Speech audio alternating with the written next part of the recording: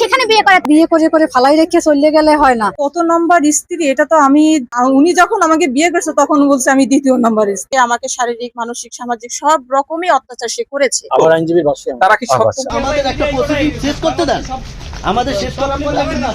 বরিশাল বিভাগীয় বন কর্মকর্তা কবির হোসেন পাটোয়ারির বিরুদ্ধে প্রতারণা এবং একের পর এক বিয়ের মাধ্যমে নারীদের নির্যাতনের গুরুতর অভিযোগ উঠেছে। অভিযোগ রয়েছে তিনি অন্তত 14 জন নারীকে সরকারি চাকরি, বিদেশে পড়াশোনা বা সম্পত্তির প্রলোভন দেখিয়ে বিয়ের ফাঁদে ফেলেছেন। ভুক্তভোগী নারীদের দাবি, বিয়ের পর অল্প সময়ের মাঝেই তিনি যৌতুক এবং সম্পত্তি দাবি করে শারীরিক নির্যাতন চালাতেন। বিয়ে করবে, আমরা এখানে সবাই আছি, বিয়ে করবো, তারে নিয়ে আসুন তারে। আমার বোনকে বিয়ে করেছে খুলনা, সেখানে ফালাই রেখে চলে আসছে। চাকরি থেকে তারে প্রত্যাখ্যান চাই। এ ঘটনায় মামলা ও অভিযোগ হলেও এখনো কার্যকর প্রতিকার মেলেনি। ন্যায় বিচারের দাবিতে ভুক্তভোগী পরিবার এবং স্থানীয়রা মানববন্ধন কর্মসূচি পালন করেছেন। অভিযুক্ত কর্মকর্তার পক্ষ থেকে অভিযোগ অস্বীকার করা হলেও ভুক্তভোগীরা জানিয়েছেন ন্যায় বিচার না পাওয়া পর্যন্ত আন্দোলন চলবে।